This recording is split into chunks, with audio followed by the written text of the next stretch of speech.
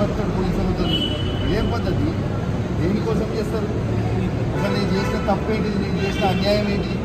ప్రజల కోసం బరాబర్ ఆ క్వారీలో ఇబ్బంది అవుతుంది. ఇల్లీగల్గా నడుస్తుంది క్వారీ.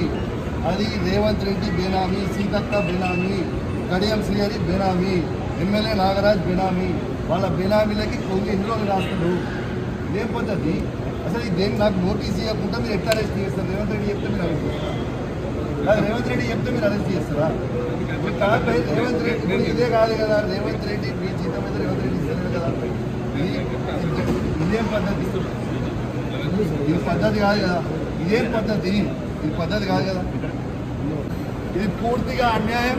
రేవంత్ రెడ్డి గారు పెట్టుకున్న అక్రమ కేసు ఇది. కమలాపూర్ మండలంలో గుండే గ్రామంలో ఇల్లీగల్ మైన్ నడుస్తూ ఉంది. ఇది ఆయన రేవంత్ రెడ్డి ఆధ్వర్యంలో సీతక్క, తర్వాత కడియం శ్రీహరి, ఎమ్మెల్యే నాగరాజ్ గారి బెనామీ. ఖచ్చితంగా నిలదీస్తాం, ఖచ్చితంగా అడుగుతూనే ఉంటాం. ఊరుకునే ప్రసక్తే లేదు.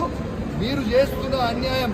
ఇల్లీగల్ మైనింగ్ నడుస్తుంది అక్కడ. కేవలం 2.5 హెక్టర్స్ మాత్రమే ఉంటే ఇలా ఆడ ఇల్లీగల్ మైనింగ్ 20 ఎకరాలలో చేస్తూ ఉన్నారు. గుండేడ్ గ్రామ ప్రజలందరికీ కూడా చాలా ఇబ్బంది అవుతూ ఉంది. గుండేడ్ గ్రామ ప్రజలు మొత్తం కూడా ఇబ్బంది పడుతూ ఉన్నారని చెప్పి కూడా ఈ సందర్భంగా తెలియజేస్తా ఉన్నాను. ఆ ప్రజలు ఇలా హెల్మెట్లు పెట్టుకొని మరి చేసే పరిస్థితిగా ఉంది. ఇలా ప్రజలందరూ కూడా గమనించాలి.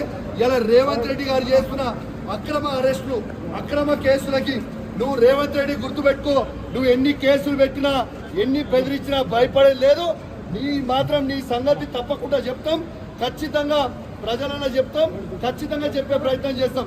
జై తెలంగాణ, జై కేసీఆర్.